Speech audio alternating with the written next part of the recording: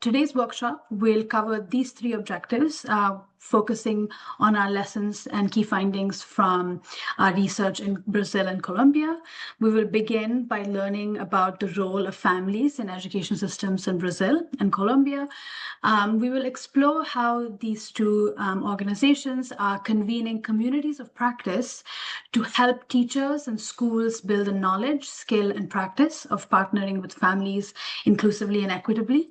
And finally, we will share some strategies on how to actively bring families into schools so that they are key partners in family engagement. We will start with a short presentation, and then we will dive into some interactive activities facilitated by our two incredible facilitators, Cristiano and Adelaida. I'm going to hand over to you to introduce yourselves.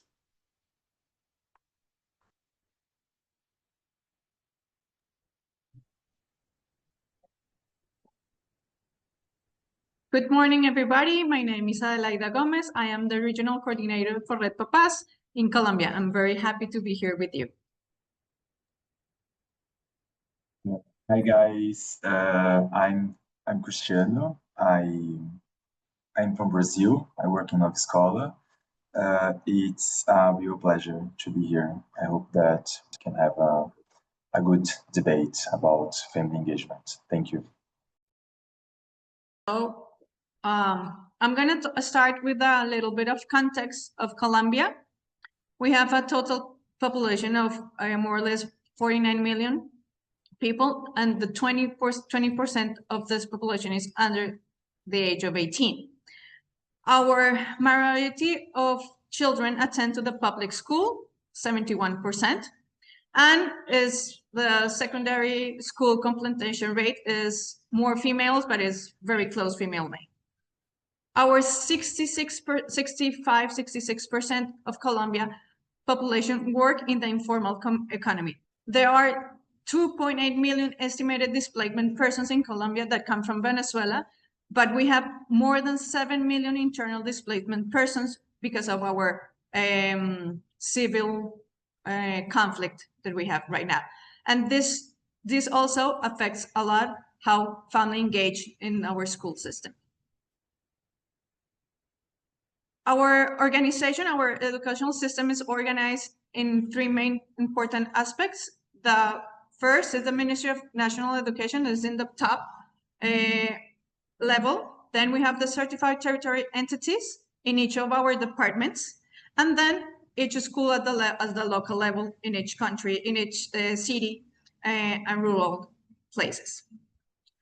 Within our organization system of education, we have some politics that guide our education, and we want to enhance on today the program of Alianza Familia Escuela, Family School Community Engagement. It is a law, it's a public policy or mandates that every school has to create a special place for families and create this alliance between family and schools. The main mechanisms that we have for this is that the parents or the families have a special place to participate. They can participate in el Consejo de Padres, this is the Council of Parents. And we have a special place for families to go and learn that is called Escuela de Padres. I'm going to go in this deeper afterward, because we have been in internal conflict for over 60 years.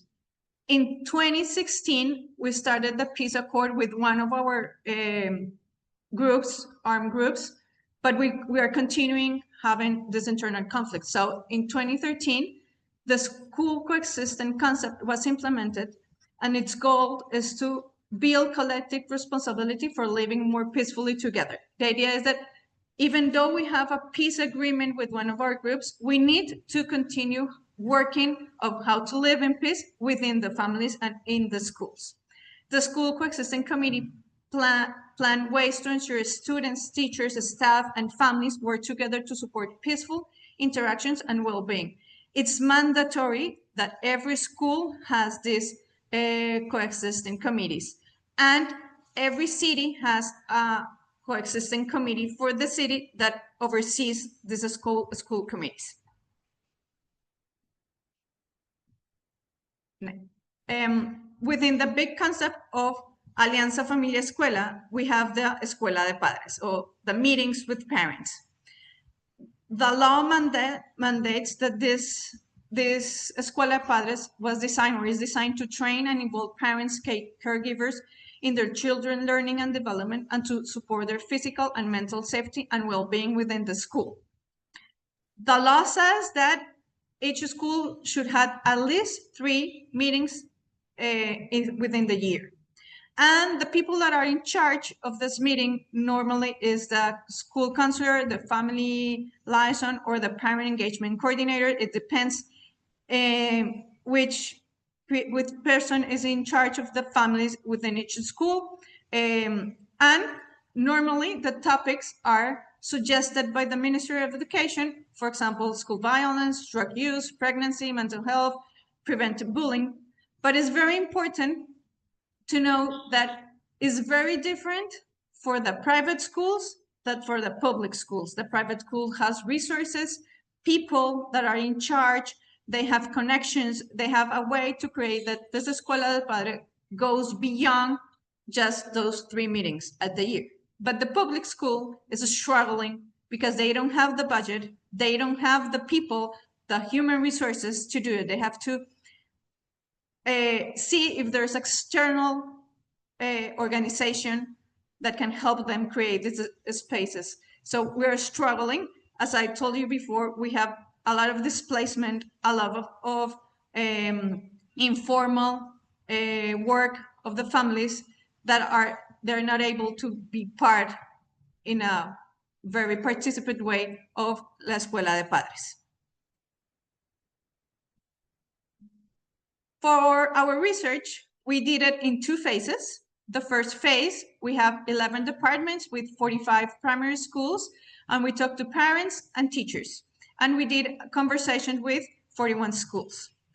In the second phase, we have 13 departments, 66 schools, but it was secondary schools, and we introduced students of 10th grade. So we spoke with students, teachers, and parents, and we did the survey and the conversation with 12 schools. And these are our main findings. The first finding is that we have a deep perception gap between what families and educators see and think about the purpose of school and definition of family engagement. For teachers, the main purpose was the civic component, but for families and students, the main purpose was the academic component. So you see, we have a big, deep gap of what they think is the purpose. But then we ask families, what do you think is the main purpose for the teachers of your children? And there we have a big gap of perception, because families identify that teachers think that their main purpose is the academic component. So we have what people actually think, what teachers actually think and do in the schools, and the perception the parents have. So we need to work in this gap of perception and gap of goal, because we're not having a main goal together. There is a promising national framework for family engagement, as Alianza Familia Escuela. As I told you, it's a public, it's our public policy, but our challenge is in the implementation process. It's been very hard for public schools to do an actual implementation of this Alianza Familia Escuela. The Alianza Familia Escuela is implemented differently in public and private schools, so we have, again, a big gap of implementation. And as I told you, most of our children go to public school. Next. And we have another finding, is that the same families are the ones that are being involved year by year in this engagement with the families in this Alianza Familia Escuela. Mostly the families that comes are the families that have a steady job, more resources or more secure resources, more standing living situations. The kids have good grades, are doing well. These are the same families that come. And we are leaving behind the vulnerable families, the families that has a difficulty in employment, on resources, on academic difficulties within their children. So we have to bring these vulnerable families together to work with our schools. Our big challenges, we divided in two. Our general is the resources, the lack of dedicated school funding and staff to plan and sustain this engagement. If we want to build family engagement, we have to have the resources and we have to have a budget and staff. I'm going to give you an example. We have public schools that has one orientador escolar, like counselor, for 2,000 or 3,000 children. That person is the only one in charge of creating a work with the families. So it's impossible to actually work. We have the struggle of the families, hard for families to be engaged because of unstable housing, displacement, informal employment, lack of technology, literacy to make the virtual idea of this to work. Schools are struggling to build long-term relationship with families because or they have to move or they feel so vulnerable that they don't feel the school to be a secure place to go. And when we talk about the struggles that we have, particularly in the Escuela de Padres, that, as I told you, is like a big part of our family engagement policy, is design the topics. The topics of the workshops are not chosen by the families, are chosen or by the ministry or by the teacher or the counselor or the psychologist of the school. The facilitators, the schools tend to talk to families or at families versus creating opportunities of two-way conversations. We don't have two-way conversations. It's like the family go, receive a lecture and go. And the implementation. Schools often depend on volunteer efforts or external partnerships like Red PaPaz, Alianza Educativa, and other partners to create or facilitate this workshop. So we're struggling to have family involvement into family engagement. We are working, we have our policy, but we need to bring these families together. We need to create spaces that are meaningful for families. Next. So what is Red PaPaz doing? We have first the community network. Red PaPaz is a community network where we build collaboration with families and with the schools. Each school that belongs to or is part of Red PaPaz have school leaders and family leaders. And we come together, we have a community of practice where we talk, we give them resources, tools, and facilitate conversations and help the schools create their own community within their families. Next, two, please. We have the capacity buildings for school leaders, parent leaders, and teachers. These are all the tools that we give to our school leaders and family leaders. We have lectures on every Wednesday at 7:30 in our YouTube channel. We meet once a month to create a space of conversation with the families and with the teachers in specific topics. We give them a tool, but the most important thing is that we create conversations in each city with each regional coordinator to create spaces of communication, interaction, and we create plans to overcome all the problems that our schools have. We have something called Red PaPaz, that is a tool that teachers can use for these spaces of communication with parents. We have virtual courses in our different topics.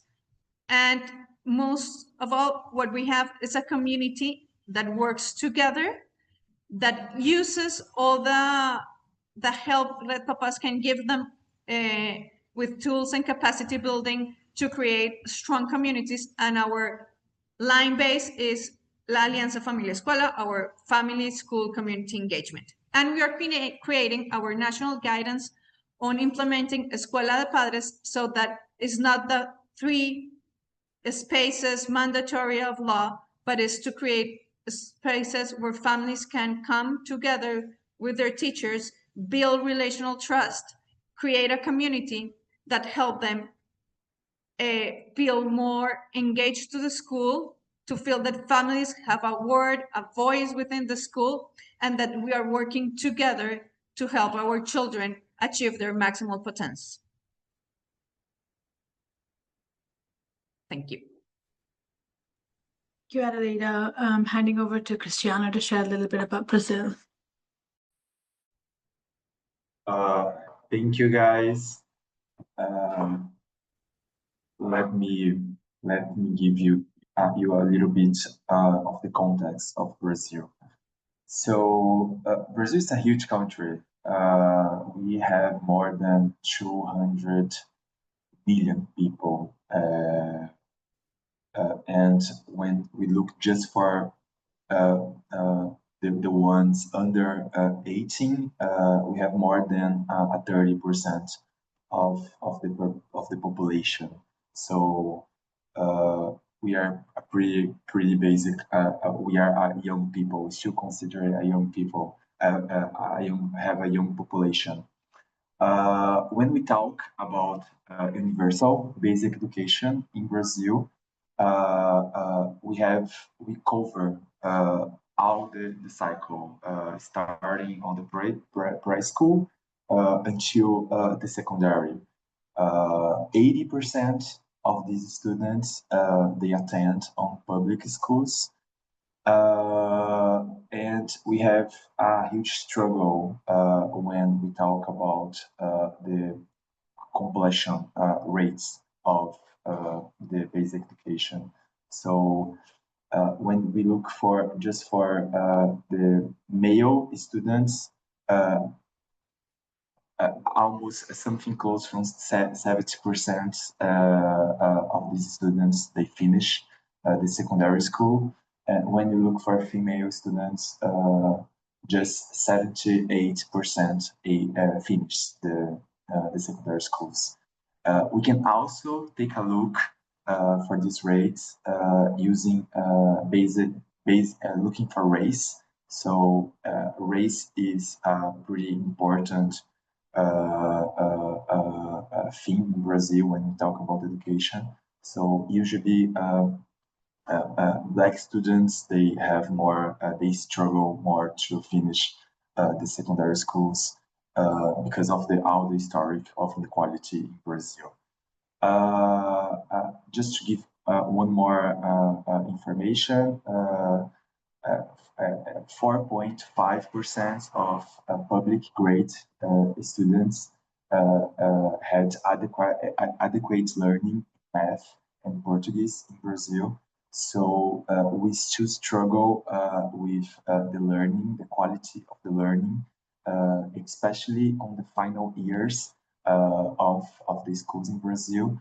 And another important information when we look for education in Brazil, it's the working informal economy in the country. So almost 40% of the population, they are in informal economy, and it's pretty normal in Brazil to a student just leave the high school and the last years of the basic education to work and help their parents with the economy of the family. So these are some informations about contests. And when we look for how the education system works in Brazil, so we have different levels of the federation. So we have our national governments, the state governments, and the municipalities. Usually, the municipality education departments, they are responsible for administrate the schools in Brazil. So they are responsible for teachers training, to implement the curriculum, and to spend the budget of the education system. As I said, we have this division of the government, and we also have a division talking about policies. So we have our national policies of education, we have the state policies, and the municipality ones. So of course, our or national laws are the most important ones, and they are responsible for regulate all the education systems. But it's important to know that each state and each municipality are responsible for implement them on the territory, on the cities. When we look for family engagements in Brazil, we have several programs to encourage families to support children learnings, but we don't have a unified national policy to family engagement. As I said, we have specific programs of different parts of the national government. So I just brought some of them here. One of them is the Open School, which is a program to encourage the schools in Brazil from basic education to open their spaces to students and families during the weekends. So usually you have uh, uh, uh, exercises and sports and cultural activities. And we also have another program called Conta Pra Mim, which is a program of family literacy. So a program to help parents of students in Brazil that are on literacy. So these are specific politics of some departments of the national government, but we don't have a systematic politic specific to a family to engage the families in the schools in Brazil. So you can go ahead. I just brought an example to you guys of a specific law in Brazil to encourage the participation of families in the schools, which is the democratic school management. So basically, the democratic schools management is where parents educators, the students, and the community members, they take part in schools' decisions in Brazil. So this politic was first mentioned in the National Constitution of Brazil in 1988, and is a guidance principle of public education in the country.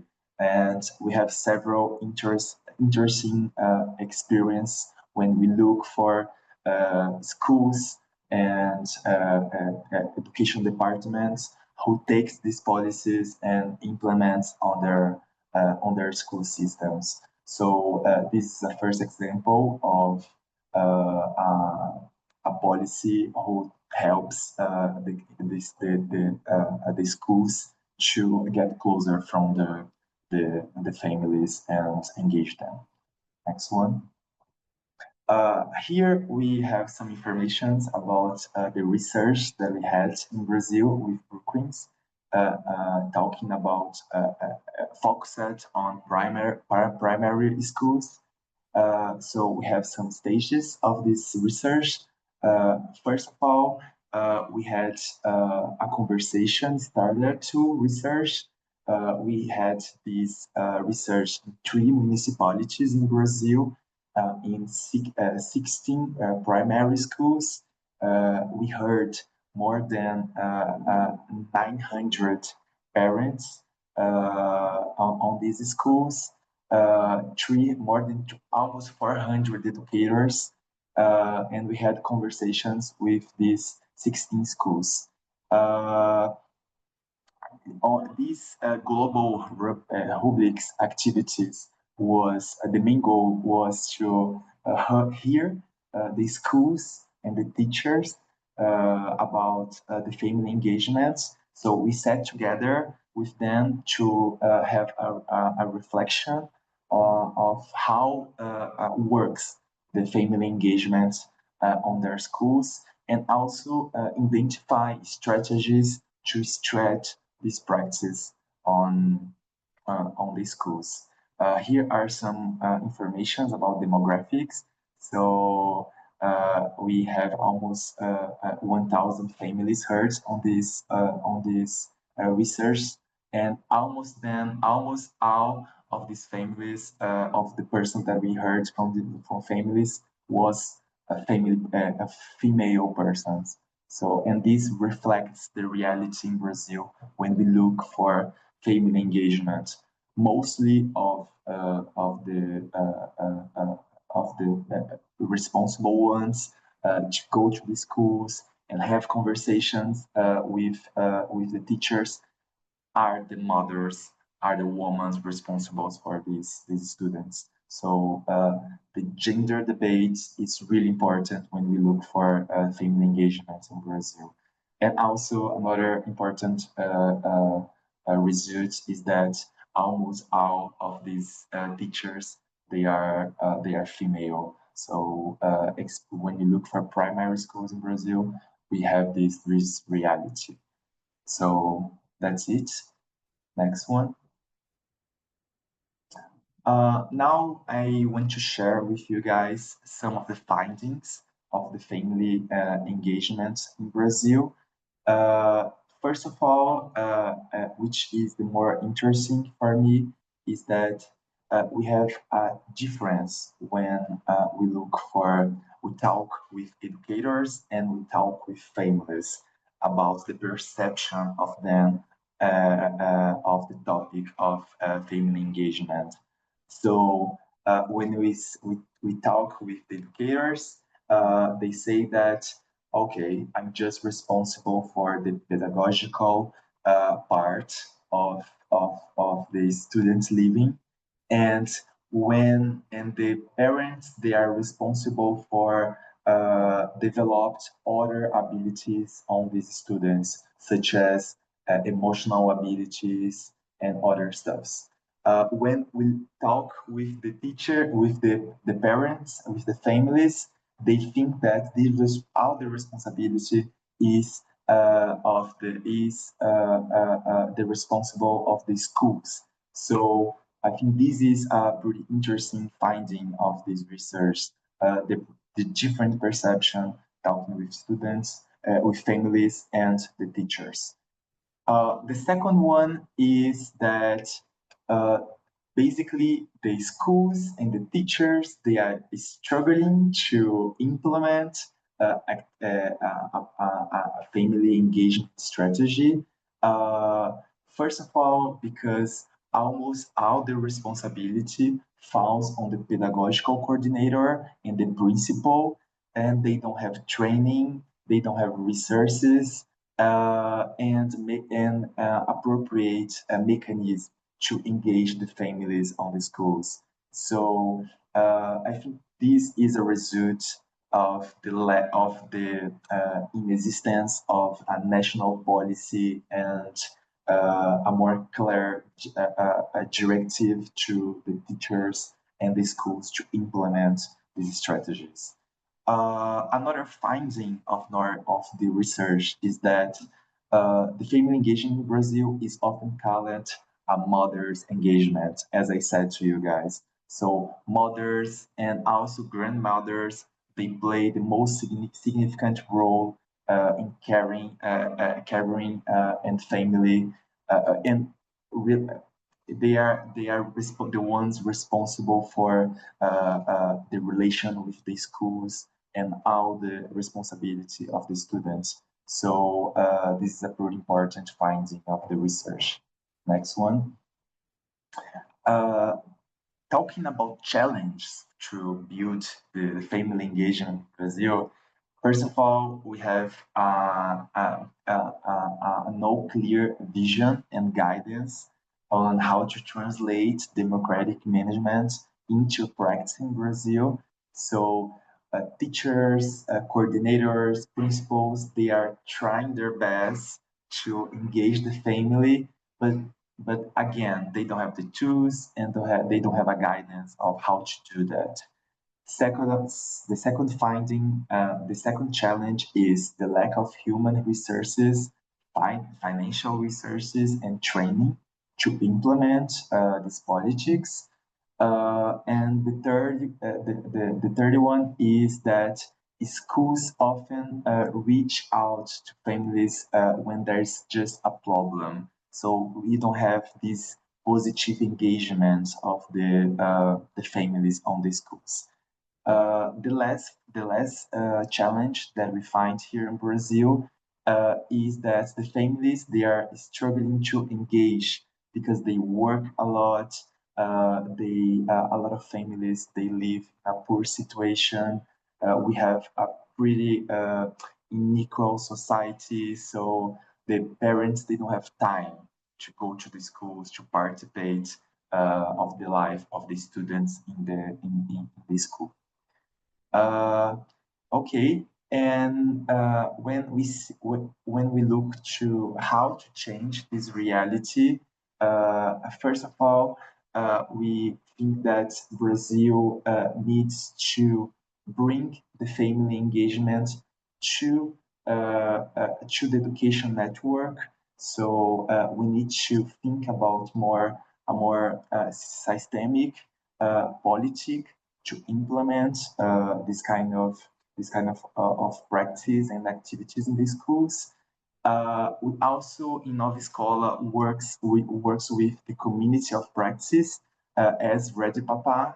So in Nova Escola we have a community of teachers and school leaders to create a space of sharing of knowledge, sharing of good practice, and to empower these teachers that they can do a lot of stuff in their communities. And the last one is the capacity building. So we have a pretty good example of a partner. Actually, is also a partner of a local network that Nova Escola, with the support of Brookings, have in Brazil, called Fundação Itaú. So they have several courses and training materials, their website, to help and give capacity to the schools and the teachers to implement these politics. And the last thing that I want to talk with you guys is our Brazilian Family Engagement Network that we have. So Nova Escola is the one responsible to engage and coordinate this network. We have some organizations that works with different fields of education. So we have Fundação Itaú, which is a non-profit organization in Brazil who has several courses and training to teachers. We have Vagalume, which is a partner that creates libraries in the region of Amazon in Brazil that also works with community engagement. And the last one, the Avalanche Network. So all these organizations are together now sharing good practices and sharing knowledge about family engagement in Brazil. And so we think that this is one of the possibilities that can help the Brazilian educators and the Brazilian schools to work with family engagement, creating networks of organizations and teachers and schools. Thank you. Thank you so much.